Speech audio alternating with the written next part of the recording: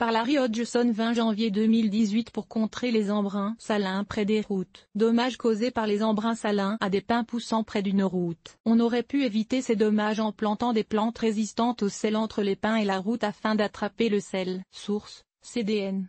Greenhow Megastore. Comme avec cet hiver très froid dans l'hémisphère nord, même dans les régions généralement plutôt douces, les plantations ont été exposées aux dommages causés par les embruns salins. Il s'agit de très fines gouttelettes d'eau salée dégagées par les véhicules circulant sur les routes traitées aux produits de déglaçage. Plus une route traitée aux produits de déglaçage est achalandée, et plus les véhicules y roulent rapidement, plus loin les embruns salins pénètrent dans les propriétés limitrophes, parfois jusqu'à 9 mètres. Ce type de pulvérisation ne contamine pas nécessairement le sol. La contamination des sols par le sel est une situation complètement différente qui se produit principalement à 60 cm ou moins de la route, là où les grains de sel de voirie sont déposés directement sur le sol, et elles touchent plutôt les racines des végétaux. Les balais de sorcière causés par les embruns salins sont courants dans les arbres poussant près des routes. Source, Infamous Ginger.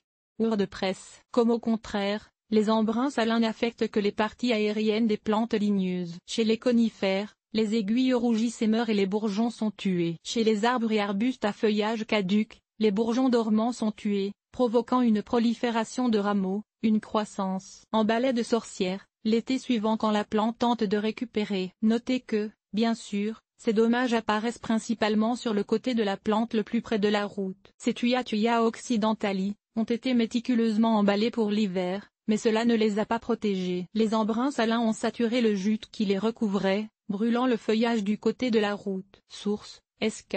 Extension. Beaucoup de jardiniers emballent les arbres et les arbustes sensibles au sel avec du jute ou d'autres produits de protection hivernale, en pensant ainsi les protéger des embruns. Cependant, non seulement cela représente beaucoup de travail, mais une telle protection devient presque impossible lorsque les plantes ligneuses augmentent en taille. Allez-vous vraiment emballer de jute un arbre de 15 mètres avant chaque hiver, et le déballer au printemps? En outre, l'emballage n'est efficace que si les embruns salins sont très légers. Là où ils sont abondants, ils finissent par saturer la protection et tuent alors les aiguilles et les bourgeons situés juste en dessous. Les embruns salins se condensent facilement sur les arbustes fortement ramifiés ou épineux comme ce rosier rugueux Rosa rugosa, également appelé rosier bord de mer tellement il tolère la condensation saline. Source, Flora Findé.